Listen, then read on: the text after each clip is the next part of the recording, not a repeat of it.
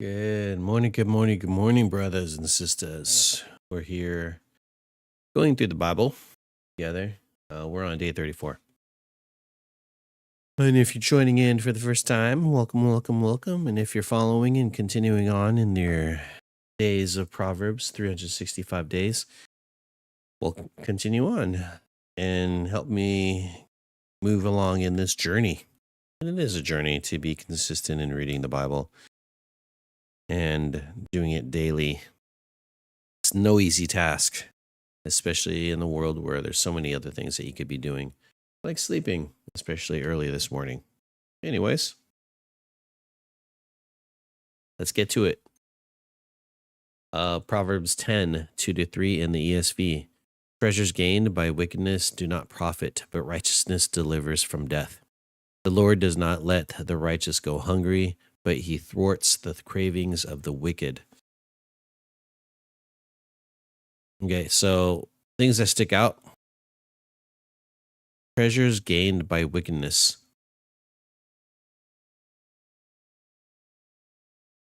I'm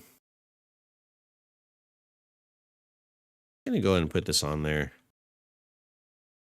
Gained by wickedness equals ill.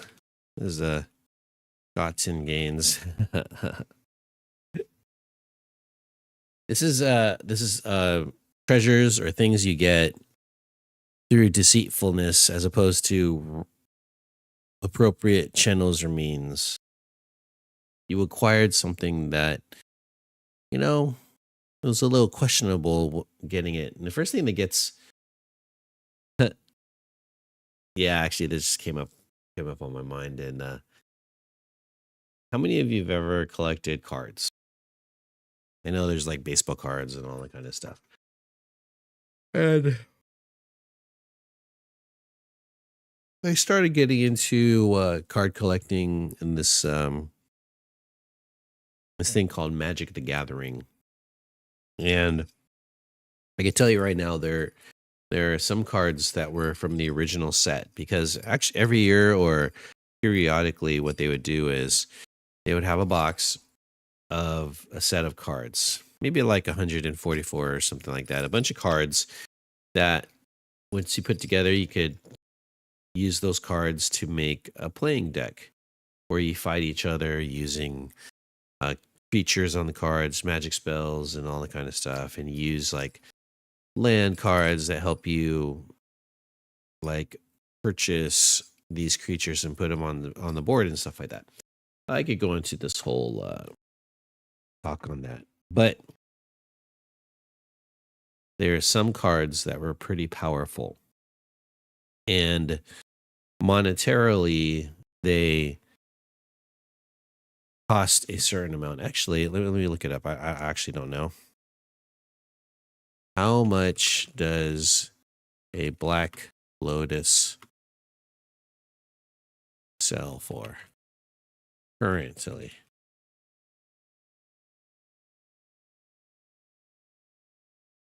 So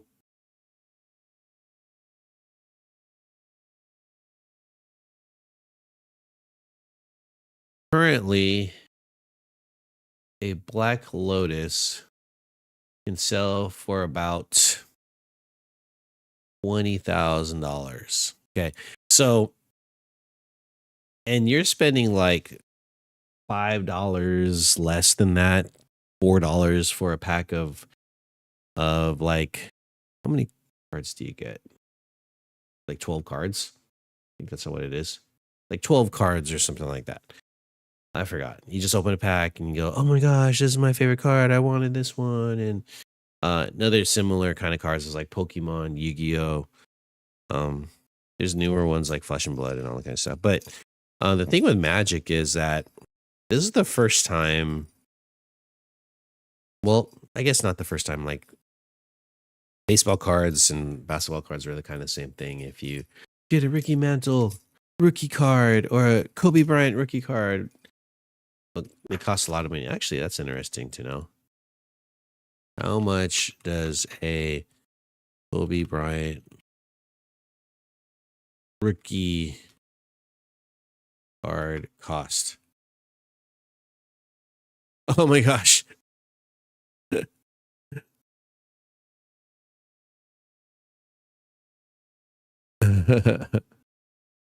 One, they sold $1.79 million for a Kobe Bryant rookie card. Anyways, where I'm trying to get to in this one, gain by wickedness, ill-gotten gains by deceit and everything like that. And I can see myself following under this. Oh. And so a lot of different cards cost a certain amount. And so I ran a Magic the Gathering tournament at one of my schools that I were working at. I played in the tournament with my students and stuff like that. And one of the things you could do, which is something that happens, is they don't know the cost of the cards. They don't know how much a card is worth. They just purchase the cards and enjoy playing with them. I don't think it really, unless you lived in that kind of culture, I don't think they really thought about, oh my gosh, this is a $10 card. This is a $15 card. Oh my gosh. And so in my mind, I've researched cards and stuff like that in the past when I was all into it and stuff like that. New prices of things. Like for Magic the Gathering, the Black Lotus is like the standard of this is the card of all cards you should get, and if you have it, it's worth so much. And in my kind of I guess to flex Magic the Gathering collection, I would have a Black Lotus actually on the wall in a portrait, in a plastic sleeve case, thick plastic case that you kind of put it in, screw together, and the card is in there. And in hanging up within a picture frame would be a Black Lotus that I spent like over $10,000 on, like $20,000 on, and there it is. That's my flex for having a really expensive card showing in my house, just to have it. That was kind of like, I don't know. I don't know if it's a dream of every Magic the Gathering card game enthusiast, because there's another thing, Black Lotus, and then the Power 9. I think Black Lotus is a part of the Power 9. Anyways, which is also a bunch of cards that are like really powerful cards that are worth a lot of money. And so, anyways, under that vein, so what happened was everyone has their cards in the tournament. So you have 3 packs and you pass it around and you choose the card that you want and decide this is the one, and then you make a deck and you fight each other with the cards that you have in your hand. Afterwards, you'd like trade cards. So you could, it's like this card trading thing. And people who are enthusiasts and study and know the cards and everything can look at a card and say, oh yeah, that's a $1 card. Oh, that's a $10 card. Oh my gosh, that's a $50 card. So I knew, generally speaking, that there were some cards in there that were worth something. And in my mind, I could think of, oh, I could go ahead and trade certain cards. Like, this is a really card. Do you want to trade this? I'll trade you this for this. And just casually trading. But what I'm actually doing in my mind is getting cards that are worth money, powerful cards that are worth money, that stand the test of time and would still continue to be worth money, and trading it for common chump cards just randomly. And I feel like that is treasures gotten by deceit. And what it does, it basically, I'm lying to my students, lying to other people, tricking them into getting me. So because of their ignorance, I have benefited from it. And there's something about that doesn't, it's not a good take. And eventually they'll find out, it's like, oh my gosh, my teacher gypped me out of cards costs, or something like that, or even like friends and stuff. I could see how friendships could be lost because of something of that caliber. And That's just an example of ill-gotten. Okay. Other it does not profit in the long run. And when we're talking about this is called spiritual morality, values, appropriateness, and so this is just the first part of verse 2. But righteousness delivers from death. And so again, there's this dichotomy of righteousness and wickedness. I'll just do righteousness delivers from death. And it sounds to me like that does not profit. So if you're doing this dichotomy, wickedness leads to death. And it could be relational death. It could be moral death, spiritual death, and stuff like that, because you're not following a righteous path. But if you're following righteousness, doing things that's right, and actually go, hey, this card costs, like if I was straight up, I would say, hey, this card is worth like $10 and stuff like that. I would give them all my cards for that one card because I already have a lot of those cards anyways. I would just make it a be upfront about what I'm trying to get, why I'm trying to get it, and be really upfront with how much it's worth. And they could decide whether or not they're going to part with it or not. Okay. So I think that's the way of righteousness, to be upfront with your transactions between each other. And then give them the reasons why it's probably worth that much and why you want it and how much it's worth for you and all that kind of stuff, which you probably have to pay. You'd probably have to give up a lot to get the thing from another person, especially someone who's not very versed in the particular transaction you're trying to give. So it's wrong to cheat someone out in a transaction just because they're a little ignorant or lacking the information. So don't do that. Don't do that. It leads to death. Here's another one. Righteousness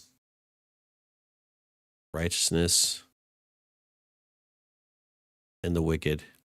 Again, this other dichotomy and stuff like that. The righteousness and the wicked. And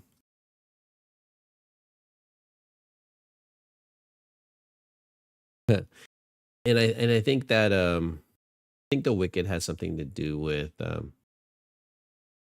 person who is out there for selfish gains.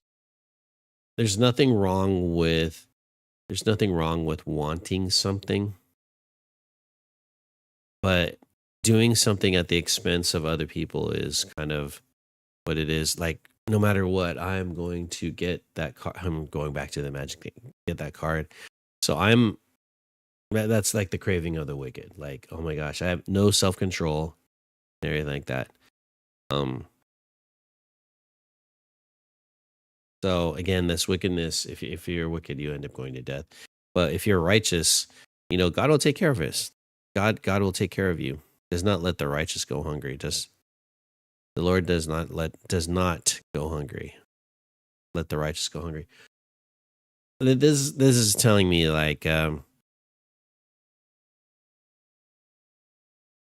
if you are doing things that are right, God will take care of you.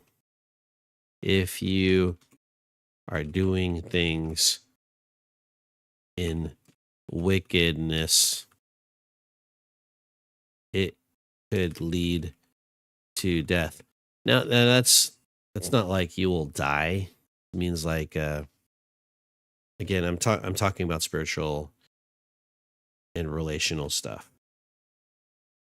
So these two verses are all about that, about how you approach other people in your transactions with each other.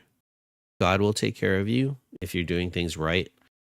If you're doing things ill-gotten gains, or the wickedness in your heart, the selfishness and the lack of self-control that's in your heart, then you know what? It could lead to death. It will be found out, especially if you're lying, cheating someone. That is not a good take in life. That is not the kind of life that you want to do. You want to be a man of integrity, or woman, man of integrity. Again, we're going back to Proverbs 9. Peaceable, purity, gentle pillars of wisdom, gentleness, reasonableness, full of mercy, good fruits, impartiality, sincerity. Those are what we're looking for. The person who is righteous and who is godly. If you want to be a godly man, you do things that is right. You do things that are straight up. You do things that bring peace, mercy, all those things, sincerity. Anything else for selfish gains and stuff like that, it leads to death. So let's just think about that. Anyways, I've talked a lot. Hope you had a good morning, and yeah, I'll see you guys tomorrow. Have a good day. Take it easy.